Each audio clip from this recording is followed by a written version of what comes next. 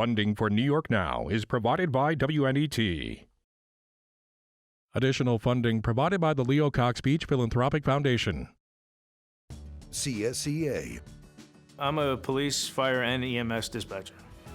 When their first phone call comes to us, we get the fire, the police, and the ambulance to their location. I'm keeping them safe by providing them with a service that they expect.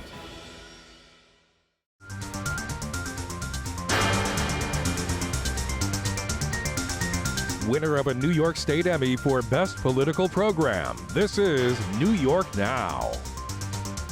Hi, everyone, and welcome to New York Now. I'm Matt Ryan. My partner from the Times Union, Casey Seiler, is off this week. We convene this edition of the Reporters Roundtable with more troubling news out of Albany. Thursday, the Attorney General's office executed a search warrant at an office of SUNY Polytechnic Institute in Albany, a place commonly referred to as nanotech over the years, where they reportedly took paper and electronic files from an office that was used by lobbyist Todd Howe, who is one of the key figures in the federal probe going on right now by Preet Bharara's office. This has to do with the alleged pay-to-play operation tied to the upstate economic development plans, including the Buffalo Billion. And to help break down the latest here, we welcome in Scott Waldman from Politico New York and Karen DeWitt from New York State Public Radio. And we should say that SUNY Poly didn't want to characterize this as a raid, interestingly enough, and that they fully cooperated. Karen, why don't you pick up the story? It was just a visit by the State Attorney General's agents.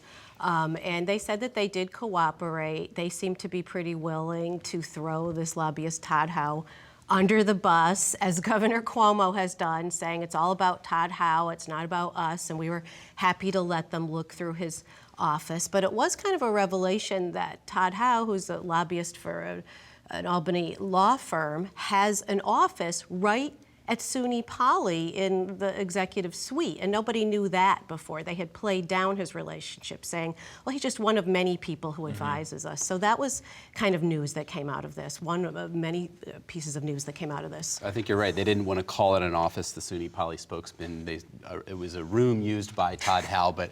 So what does that mean? I would certainly call that an office. Clearly it is. And obviously that raises major questions. Why is a lobbyist there? My colleague Jimmy Vilcon has reported previously that Todd Howe was basically like the de facto chief of staff for Elaine Calieros. Again, this is a lobbyist, longtime close Cuomo associate.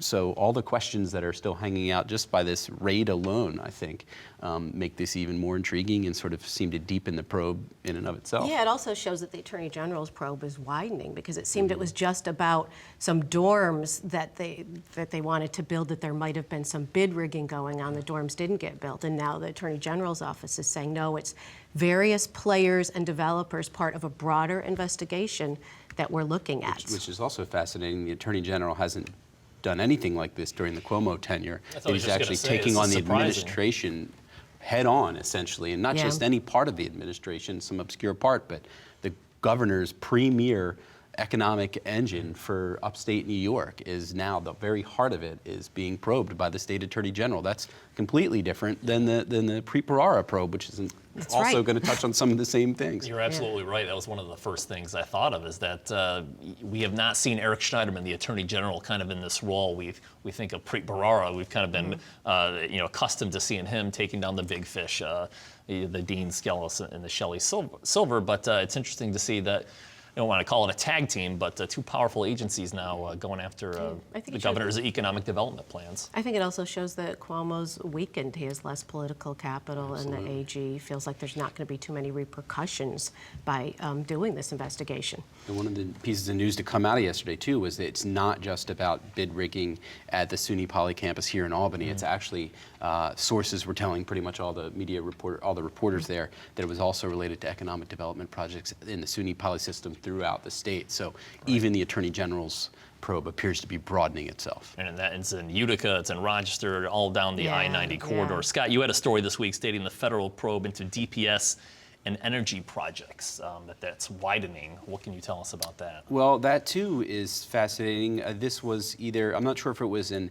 update to the subpoena or a brand new subpoena, but this is just in recent days. So one of the things they're looking at is just the organizational structure of the DPS, which is also connected to it's overseen by the Public Service Commission. This is the entity that deals with our utilities and our telecommunications.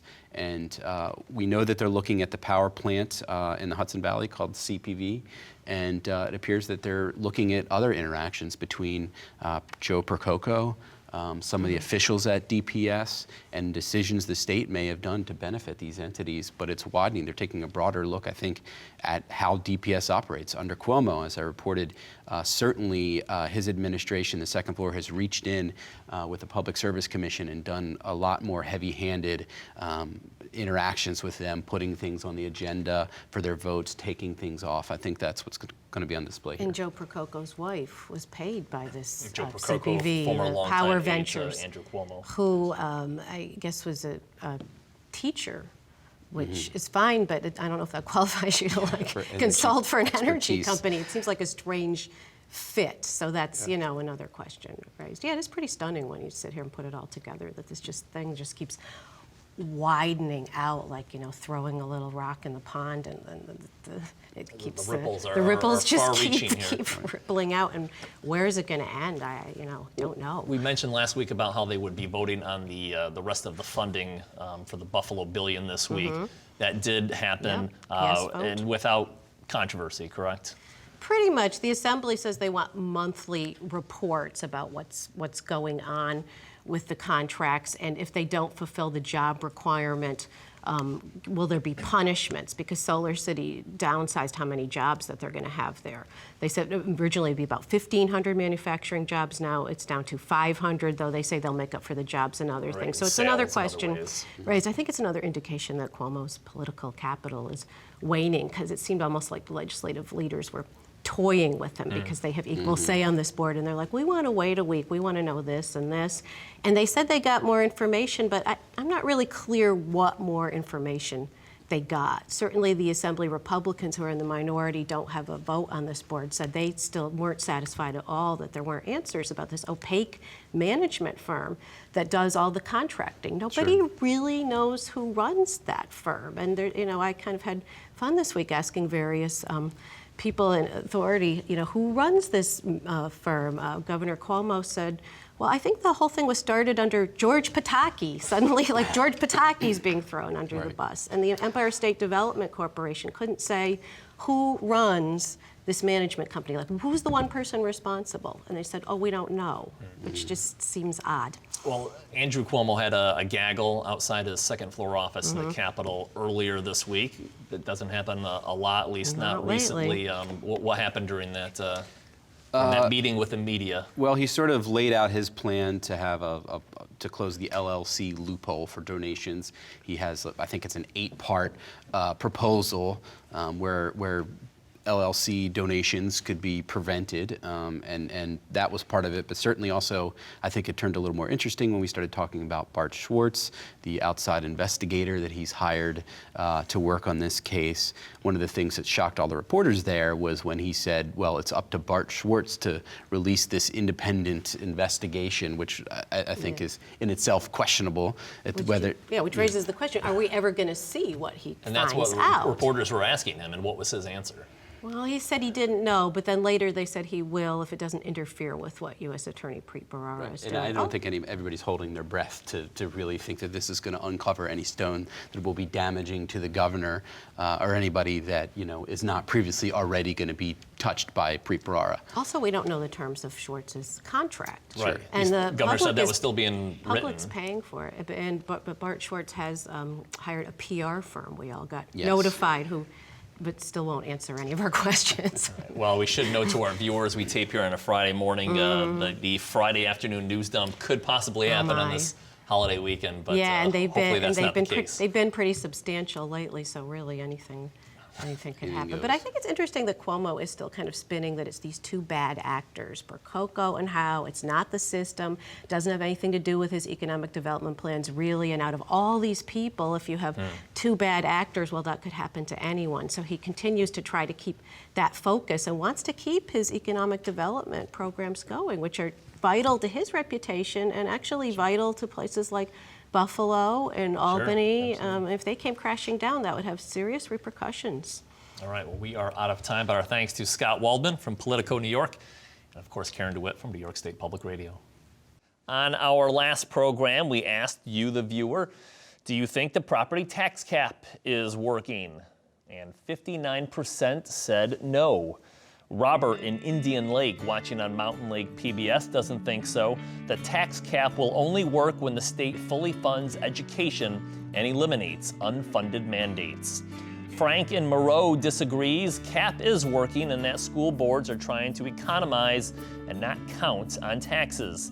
The state plays a huge role in the shared responsibility to ensure education of its citizens with funds. And finally, Peter in Del Mar voted in the negative and said, without increased municipal aid or relief from state mandates, the tax cap is starving our municipalities and our communities. Thank you to Peter, Frank, Robert, and everyone who voted this week, and we hope to hear from you again. We'll reveal this week's poll question later on in the program. Remember to head to our website where you can watch any of our past programs. You can also follow links to us on Facebook, Flickr, and Twitter, where our handle is @NYNow_PBS. All right, now to help us analyze some recent news coming from inside the blue line, I'm happy to be joined by Dave Gibson and Dan Plumley from the organization Adirondack Wild, Friends of the Forest Preserve. Gentlemen, thanks for coming in. Good to have you. Thank you, Matt. All right, a few things to talk about. First off, let's start with the recent decision by Governor Andrew Cuomo to approve the plan put together by the DEC and DOT regarding the 119-mile travel corridor from Remsen to Lake Placid. It's the rail trail debate. We did a feature story on that back in the fall of 2013. This has been going on for a while. The issue was what to do with the relatively little-used section just north of Old Forge to the Olympic City. One side wanted to rip out the tracks from Lake Placid to Tupper Lake and replace it with a multi-use trail. Others wanted to rip out all of the tracks just north of Old Forge, and others wanted to restore the entire length. What we got was a bit of a compromise, which is what we've seen a lot of under Governor Cuomo. The plan includes $15 million to upgrade the rail line between Big Moose, great name, and Tupper Lake, and $8 million to build a multi-use trail from Tupper to Lake Placid. Let's get your reaction. Dave, you go first. Your reaction to the decision. Well, I remember your special, Matt, on the rail corridor, and I go back, and Dan does, quite a ways, and I remember the first unit management plan for this tremendously 119-mile corridor called the railroad, the Adirondack Railroad. And it is a travel corridor classified under the State Land Master Plan, which classifies our state lands. So we have wilderness, primitive areas, canoe areas, wild forest, and we have something called travel corridors.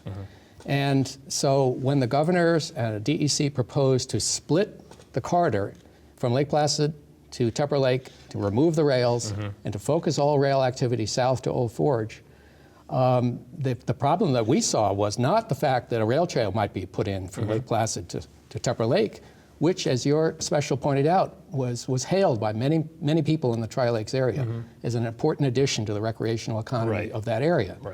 The problem was that the State Land Master Plan put the travel corridor designation in 1970s because of the rail infrastructure and because this was an active railroad until 1980.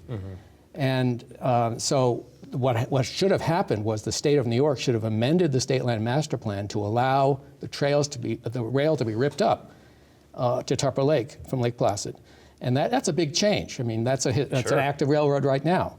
So they should have gone through that process of amending the State Land Master Plan and allowing public hearings for having everyone in the Tri-Lakes comment on that big change. They didn't do that.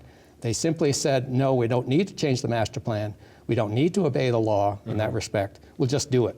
And yes, they had a lot of public input, but it bothered us that they're not following the law, which is the State Land Master Plan, part of the executive law. And there are other issues that we have with it. But the rail trail, I think, could be an important part of the Tri-Lakes economy. We're not objecting to that, but there are a lot of issues related to it that we did address, and we didn't think the state did a good job of evaluating. Why do you think the state didn't kind of follow the letter of the law? Would have posed additional difficulties to try to get this to happen, or what do you think, Dan? Well, unfortunately, as a report we produced called Park at a Crossroads points out, we've seen this kind of decision-making under Governor Cuomo not fully keeping in line with the policies and the practices of the State Land Master Plan, which the Park Agency has been carrying out for 44 years. This is just one example. With respect to the rail trail debate, we were not, our organization was not really vested in either proposal. I remember Dave saying that a number of years ago. Yeah, but we wanted to do, what we want to see happen, of course, is that the state carry out the letter and spirit of the State Land Master Plan. As Dave mentioned, there is a problem with the actual definition of the transportation corridor, but we were also concerned that the analysis of creating a new venue for snowmobiles was not really deeply undertaken. This is going to create a new use in the winter, and there is no social, cultural, or ecological impact assessment sufficient to make that decision, in our view. If the state is to go ahead, that's great, but they should evaluate the impact of this new type of use, which could be extensive on neighboring wilderness areas, wild forest areas, the St. Regis canoe area that it cuts through. And so we felt that that was not sufficiently undertaken. The Adirondack Rail Preservation Society said a lawsuit is inevitable if one isn't on the table. The governor's office said that the ripping up of the tracks could happen sometime after November of 2016. We'll have to see. I got to be honest with you. I was a little surprised they decided to put money into that very little used trail from Big Moose up to Tupper Lake. I mean, I've been up there in parts, and while it is absolutely gorgeous, I mean, there are weeds growing up through the tracks. Clearly, there hasn't been a train on there for a long, long time. I guess you can surmise this was part of the compromise. Yes. But I was a little surprised. Were you? Yes, but the governor is throwing money at a lot of things in the state of New York, and this is one of them. And where he, makes a decision, he does follow it up with resources, and we are to kind of applaud that.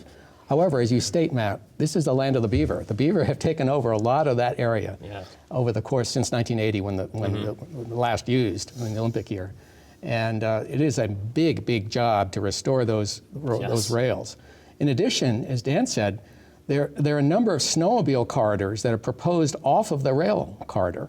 And these are wider community connector trails, which we have a big problem with because they're poorly evaluated and assessed, as Dan was saying.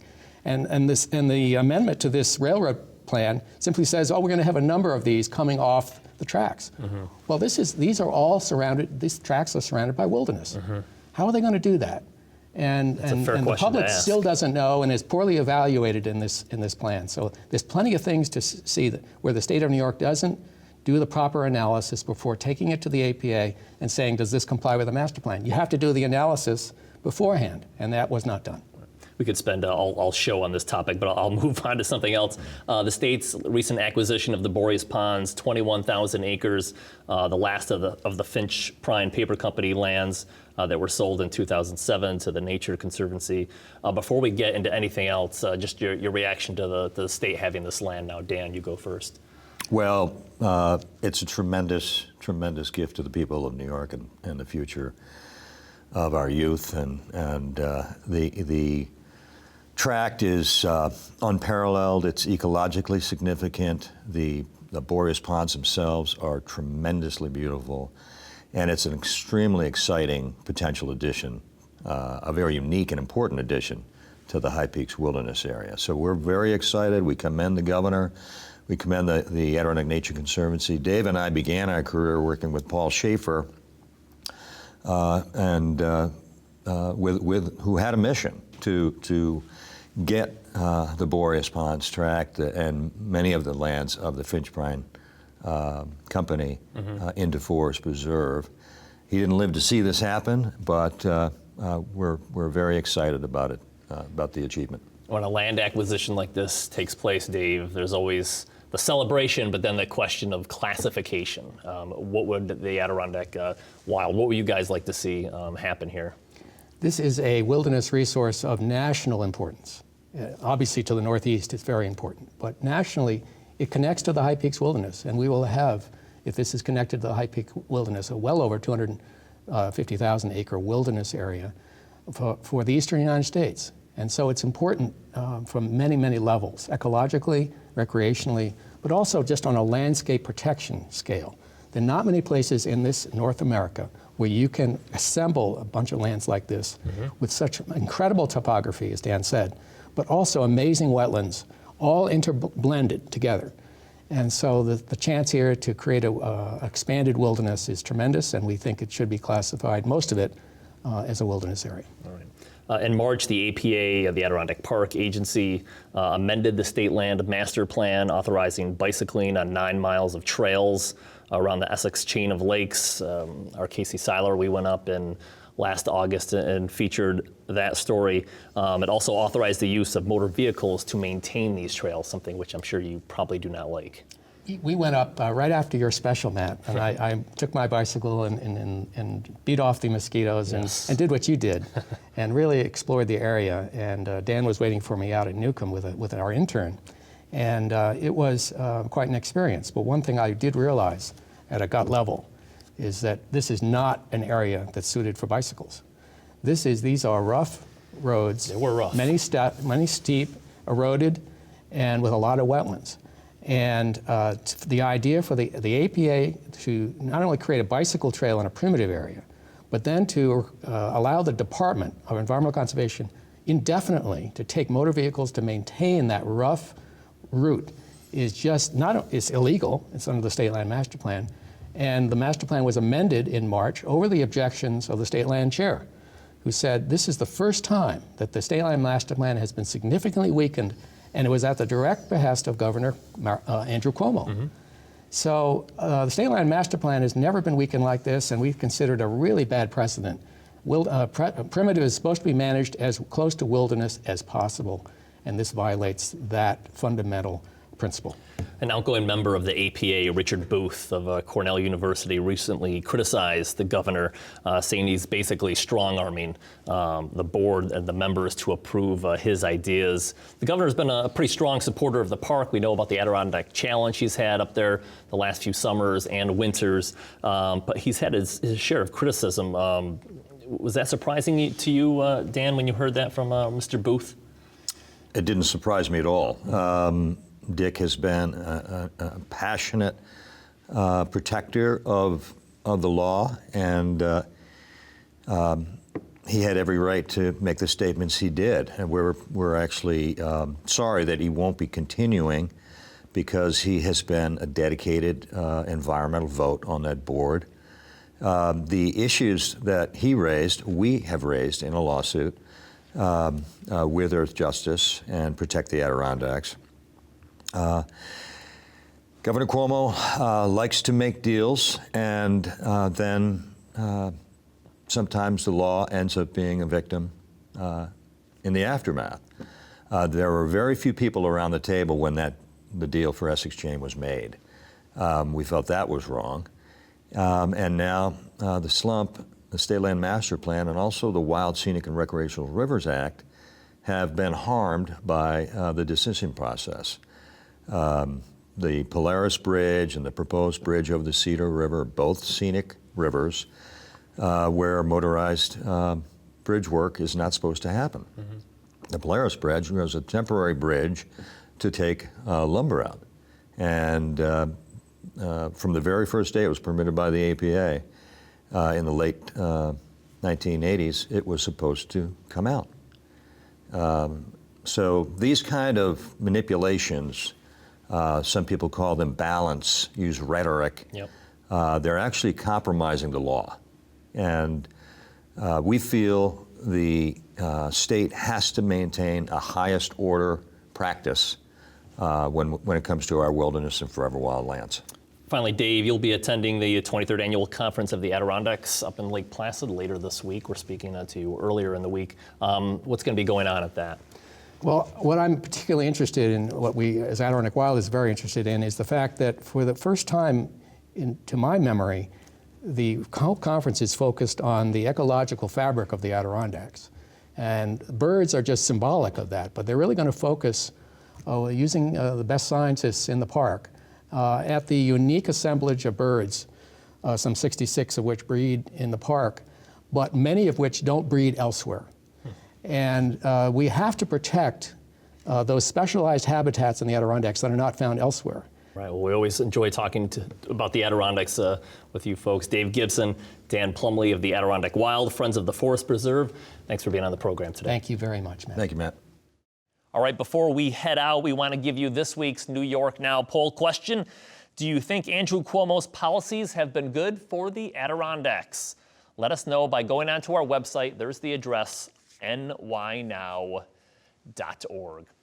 All right, we hope everyone has a safe and happy holiday weekend. We leave you today with footage of the beautiful World War II memorial in our nation's capital. I'm Matt Ryan. Thanks for watching, and we'll see you next time right here on this PBS station.